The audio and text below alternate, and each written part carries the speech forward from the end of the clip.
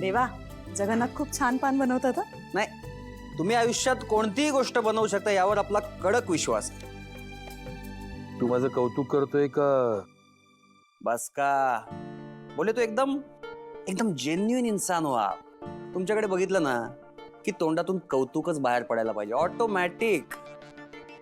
पुरे. नाही नाही, खरंच. अहो, या माणसाच्या प्रेमात आहे मी. काय हुशार माणूस आहे, एकदम इंटेलिजंट. बस बस बस, आता खूप होत. सॉरी. बाय द वे, काय जेवण बनवलं होतं तुम्ही. हा हा हा हा, मजा आ गया.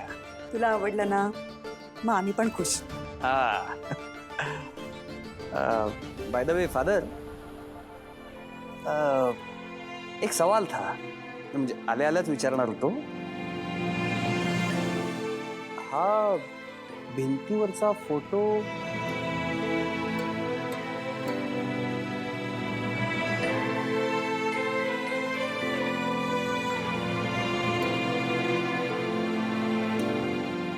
लेक आहे माझी. ओ ट्रॅजेडी. तिच्या मृत्यूला तिलोत्तमा मेहेंदळे जबाबदार आहे. त्या तिलोत्तमा मेहेंदळेच्या शब्दांची धार तिला सहन झाली नाही आणि तिने या जगाचा निरोप घेतला. माझ्या लेकाला नसेल हो अक्कल. मी तर शहाणी आहे ना. मी रूपम कॉस्मेटिक्सची मालकीण आहे, तेव्हा रूपाने ही अशी मुलगी माझ्या घरात मला सून म्हणून अजिबात चालणार नाही.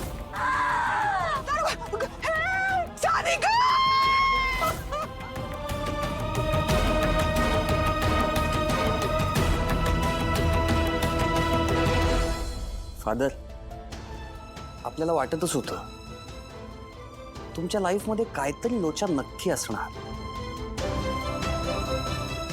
कुठेतरी काहीतरी अडकले असं वाटत होतं. कोई तो बात है जो आपको अंदर से खा रही है. खरं तर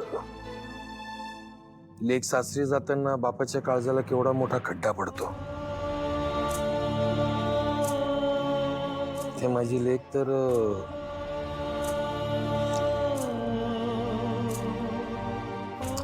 जाऊ दे, आता त्या विषयाला हात घालायला नको.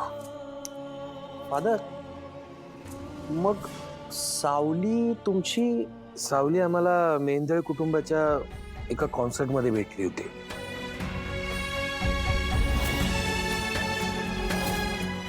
तिला आम्ही पाहिलं आणि आम्हाला असं वाटलं की आम्हाला आमची मुलगीच पुन्हा भेटली.